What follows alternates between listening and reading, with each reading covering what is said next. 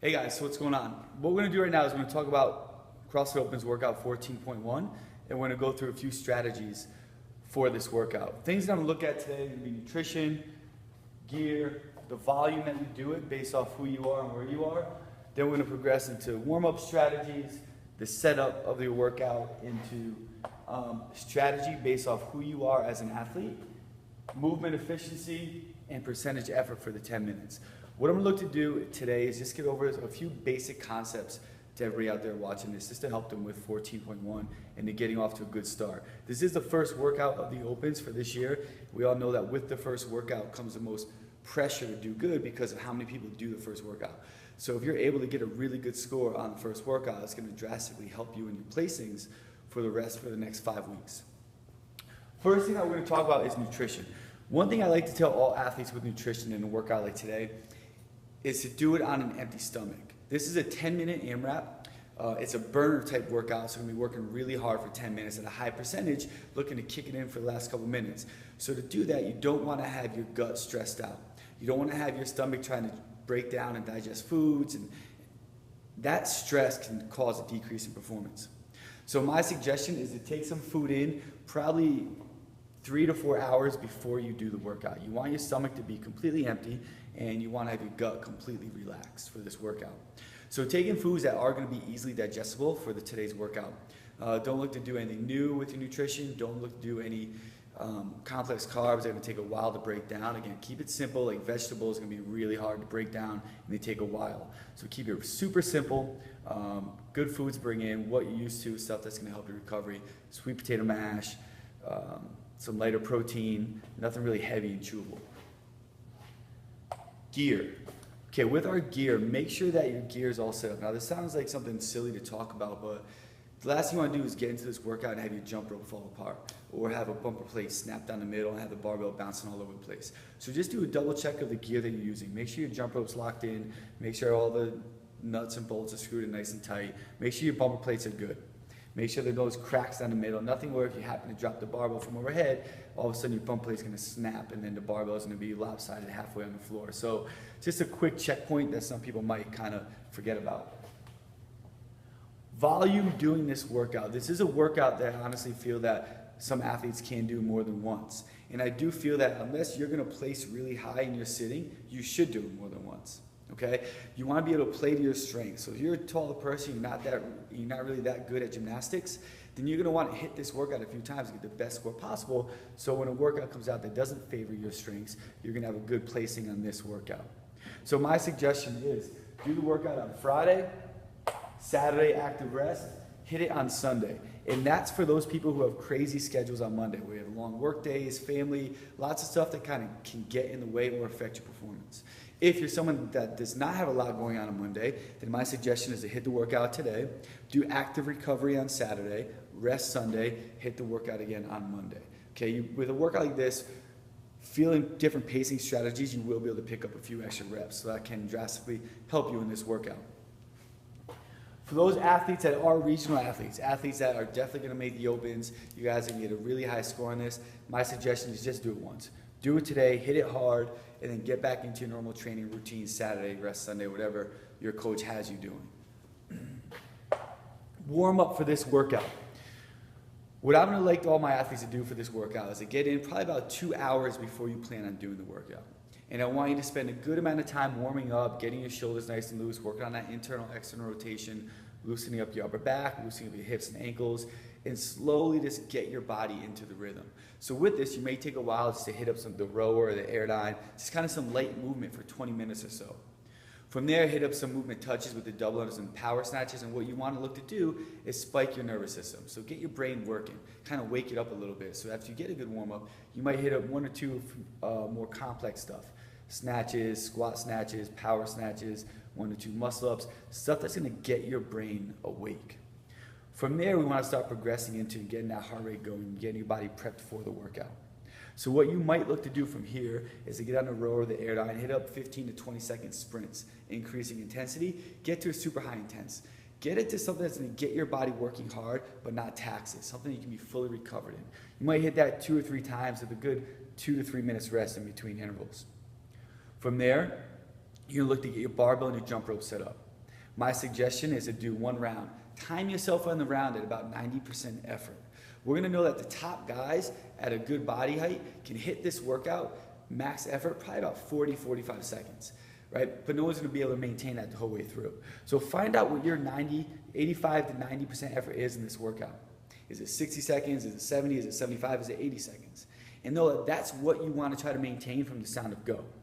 You want to be able to maintain that high percentage effort, maintain those rounds. So what I suggest is to do a round at about that 85 to 90% effort, time yourself, see how long it takes you, control your breathing with it, rest 5, 6, 7 minutes, hit one more round. And get the confidence in. Let your body get prepped for the workout, but mentally build the confidence to know that you can maintain these rounds for the next 10 minutes if your training allowed you to do this. We talked about the setup, jump rope. Make sure everything's in a close, confined quarter. You don't want to be bouncing all over the place. So one of the things that we're going to see with this workout is as people fatigue, the barbell is going to start dropping a lot from overhead. When that happens, the barbell is going to start bouncing all over the place. And you can probably waste a good minute trying to get your barbell, move it over here, walk over your barbell. So have that awareness that when you do get the barbell down, you put it down, don't let it bounce and flop all over the place because that can waste time and waste reps. And we all know that within inside the opens, 1, 2, 5, 10 reps can mean a lot of points within your sitting. So women with the barbells, you might look to use a 15-pound barbell and 15-pound plates and fives. That's just going to decrease the amount of bouncing the barbell does. If you don't have that, then make sure your 10-pound bumpers are in better condition so they're able to maintain when you hit the ground. Keep the jump rope and the barbell close to each other. Take the extra second in this workout that when you don't do your double unders, put the barbell down fast but smoothly so the jump rope doesn't get all tangled up. You don't want to waste 15 to 20 seconds trying to untangle the jump rope as you're transferring through the movements. Okay, so keep everything close and confined. Make sure that as you're transferring from movement to movement, you have smooth transfers, and the equipment that you're putting down isn't going to take away time or reps from you because you're chasing it or it gets tangled up or the bar bounces. Strategy.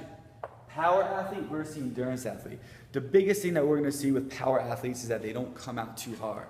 Right? So people who are more power, who can crush stuff from 60 seconds, 90 seconds and under, and just have that great power output, you want to be able to control yourself. You don't come out too fast, reach your threshold too soon, and then your forearms and your grip and everything's just shot, and then we're messing up. So you got to hold the reins more, hold the reins more. Make sure that you're staying at about that 85%, 90%, you bring it up to 93%, you bring it back down a little bit. You're never going below 85%, but you're never going truly over 90% too soon, so you don't burn out too fast. So the power athletes are going to burn out quicker than endurance athletes if they hit that percentage too soon.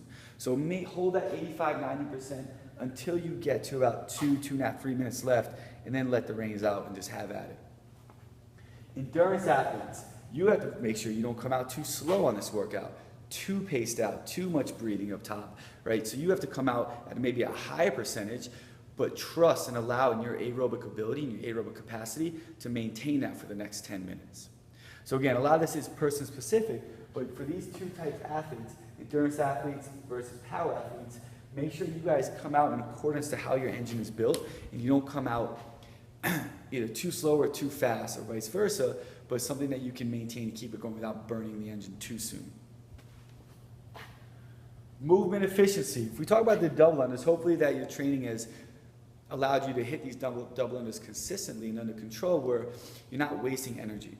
So make sure we have that upright body position in double unders. Make sure the arms are pulled back. We're just using the wrists. We're not letting these arms kind of creep out to the side.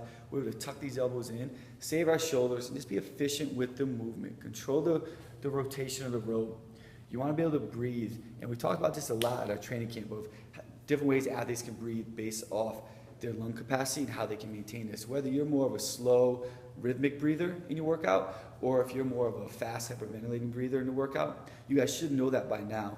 But control that breathing from the sound of go, especially with these double unders and power snatches. Lightweight, fast movement. You don't want to allow your breathing to get out of control of what you're not used to, and then your body's just going to kind of be searching and not using the oxygen as it comes in and going where it needs to go. Power snatch cycling, my suggestion when you start is to start with the muscle snatch, okay?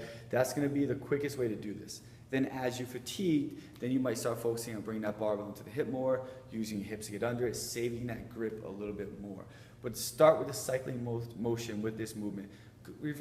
Start with that power snatch movement. The weight is so light, it's going to save you some turnover time.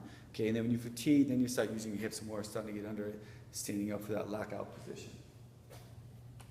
When you do have to break sets, if you do have to break sets in this workout, the key is to keep it at a set that's manageable. So don't push it until failure to where now you're resorting to singles and doubles, right? Keep it at about 3 to 4 reps before failure, whether that's 10-5, 5-5-5, 6-5-4. Also, what method works best for you mentally, okay, to keep moving fast. Don't waste time stepping away from the barbell, chalking up in between sets. It's got to be a quick transition, quick movement. When you do break sets, keep it at a break that's good for you mentally, but doesn't bring you to complete failure, where all of a sudden your forearms will feel like they're bursting out of your arms and you can't grab the bar anymore. And then percentage of effort for the 10 minutes. Okay, this is also going to be dependent on how you are as an athlete, whether you're power versus endurance. But with that pre-warm-up to the workout, you want to be able to find that comfortable percentage that you can maintain for the full 10 minutes with the ability to go a little bit harder for the last 2 or 3 minutes in that barbell cycling and transition time. Okay, so my suggestion is you might come up here, you might start off good, let's say 90% to start. You stay there for about 2 rounds, you bring it back down to 85 to 90% for rounds 3, 4, 5. And then for those guys that are going to get close to 7 to 8 rounds, then for those last 2 rounds, you bring it back up to 90, 95% and just kind of burn that wick to the end of where your body's just exhausted, right? But don't get caught in the habit of going out too hard. Your first round's done in like 45 seconds, you get to that bar, and now you're gasping for air in between. Know the high percentage you can work out and sustain throughout the 10 minutes and maintain that for the whole 10 minutes with the ability to go faster. So I hope this worked. I just want to get out some quick information to everybody before they got into 14.1.